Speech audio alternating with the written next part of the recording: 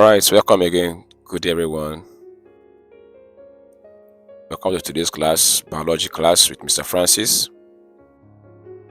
We're looking at this topic for SS1, third term. We're looking at pests and diseases, part 2.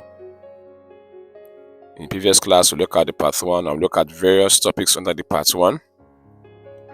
Look at the pests, types of pests, definition of pests, look at how to control the pests. I'll look at life cycle of some selected pests in the previous example, and look at their economic importance and their control. In today's class, we're going to look at diseases of crops, their effects and control. We're going to look at livestock diseases, effects and control. We're also going to talk about the general effects of pests and diseases, their economic importance, and how to prevent and control pests and diseases. So let's move on this slide as we move on. Now let's look at the definition of a disease. What is a disease? A disease is a change of the plant or animal from the normal state of health, presenting marked symptoms or outward visible signs in the organisms. And disease pathogens are diseases causing organisms, which include bacteria, virus, fungi, nematodes, and protozoa. So if there's any change in the normal functioning of the plant or the animal, is referred to as well. So if there's any change from the normal health or normal state of health from the plant or the animal and showing a visible sign or an outward visible sign, it is referred to as what disease. And we have what we call disease pathogens. Pathogens are disease causing organisms. They are the one that causes the disease, and they can be bacteria, they can be virus, they can be fungi, they can be nematode, they can be protozoa. So these are what causes disease in plants and animals. Let's look at disease of crops, their symptoms, and how to control them. The first one we're looking at is the maize rust. The maize rust. So you can see in the video there, look at most of the maize, they are all decaying, they are all rusted. The causative organism for this is a fungus. And the symptoms is that the cobs and the grain are covered with black spores, and sometimes it leads to premature death of the maize. How do we control this? Is that we apply fungicide before planting.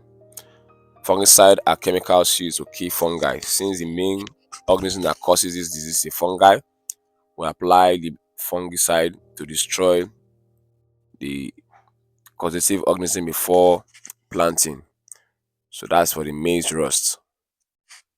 Next we have there is the groundnut rosettes. The groundnut rosettes. And the causative organism there is a virus, caused by a virus. The symptoms include leaves curl, the leaves turn yellow, they show molting, the leaves wrinkles, and most of the time it leads to the death of the plants. How do we control is that you uproot and burn infected plants, and you plant resistant varieties that can withstand such particular disease. Next we have is the rice blast. Rice blast is caused by fungus, and the symptoms there you can see there is the brown spots on leaves.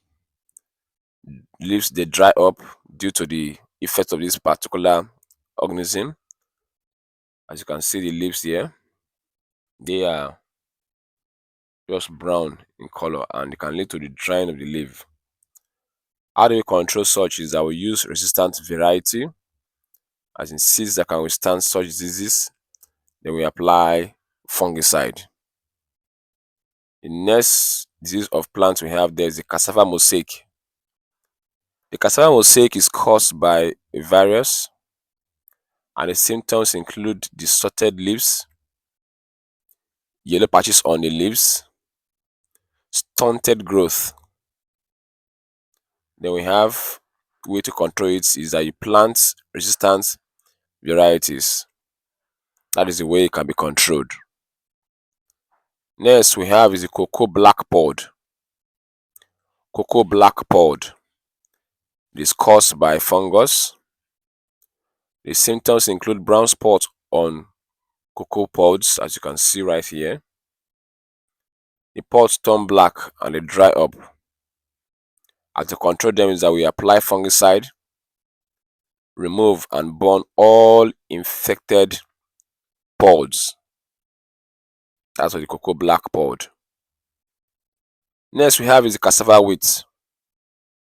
The cassava wilt is caused by bacteria, and the symptoms include leaves wilt, the leaf begin to wilt or die off, and they fall off. The wilt they dry and they fall off.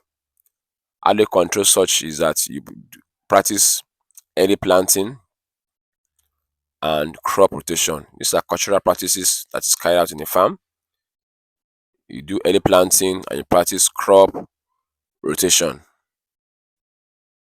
Next we have is the cocoa swollen shoots. Cocoa swollen shoots, which is caused by virus, and the symptoms include stem and the roots become swollen, and the liver will cause chlorosis. One way to control such is that we burn infected plants and we use resistant varieties. And chlorosis here is that the leaf will not be able to be green, it's not be able to carry out photosynthesis due to the effect of the virus. Next, let's look at livestock. So those are diseases of plants and crops. Let's look at livestock diseases that affect animals now, their effects and control. The first one we have there is the Newcastle disease, and it's a disease that affects poultry or birds. Affects poultry, and the organism that it causes this disease is called virus. It's a viral disease. And the symptoms, many of us would have seen the symptoms. One of the symptoms is that the birds, they will have what we call neck twisting, as you can see on the diagram there. Number two symptoms is that it leads to paralysis of the legs of the birds. It affects their respiratory and nervous system, causes a disorder in their respiratory and nervous system, and thereby it leads to low productivity and death. One way to control it is that you practice sanitation and vaccinate the birds. That's one way to control such. Next we have there is reindeer pests. Reindeer pests, and the animals they affect most is a cattle disease, and is caused by virus. Symptoms include high fever and diarrhea. And way to control them is that you isolate infected animals and you vaccinate the rest animals so that they don't contact the disease. Next we have is anthrax.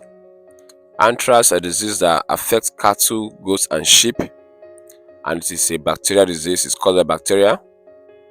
Symptoms include swelling in the neck and lower abdomen. Another symptom again is fever, or you can see blood stain discharged from their nostrils. And to control them is you carry out immunization for the animals. Then you ensure proper sanitation of their environment to avoid such diseases. Next we have is the coccidiosis. Now the coccidiosis affects poultry, which is the birds, and it is caused by protozoan. It's a protozoan disease. One symptoms you will see in these birds, if you have reared birds before, you see blood stool. In their poop you see blood, in their stool you see blood their blood stain in their stool, and they will have intestine problem. One way to control it is that you maintain good sanitation in the environment of the birds. Next we have is the trypanosomiasis. Trypanosomiasis is a disease that affects cattle, and it is caused by a protozoa known as what? Trypanosome.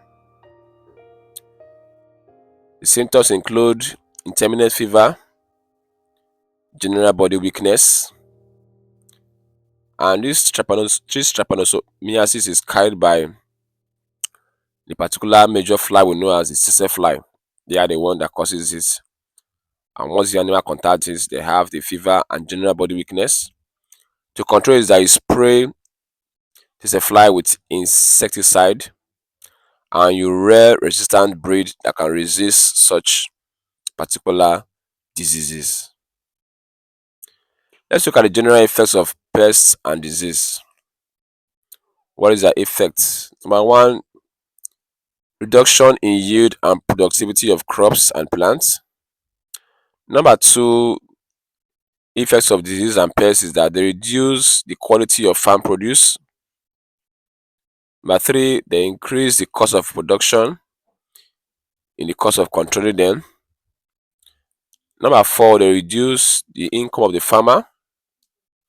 Number five, they render farm produce unattractive and unmarketable. Number six, they cause malformation in plants and animals. Number seven, they cause the death of plants and animals. Let's look at general control of pests and diseases. How do we control them generally? To control them is divided into 4 ways. We have 4 ways of controlling pests and diseases. First, we have the cultural control.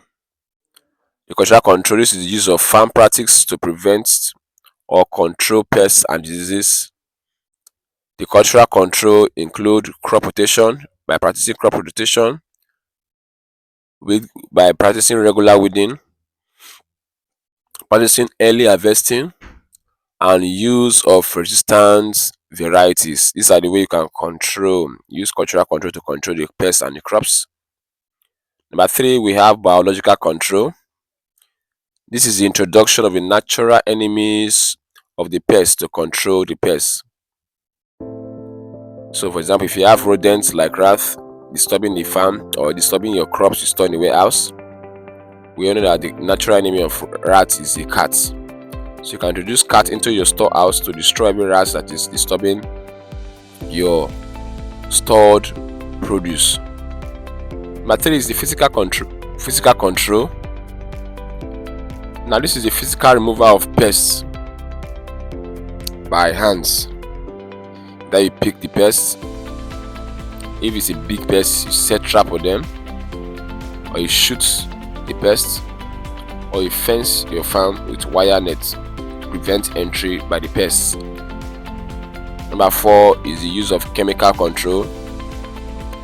So we apply chemical called pesticide to control the pests.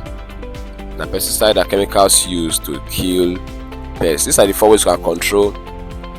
The 4 general ways you can control pests or diseases. And we've come to the end of this class, and we have some questions for you.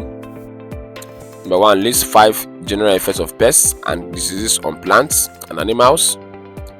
2, state 4 ways of controlling pests and diseases. 3, mention 5 examples of fungi diseases.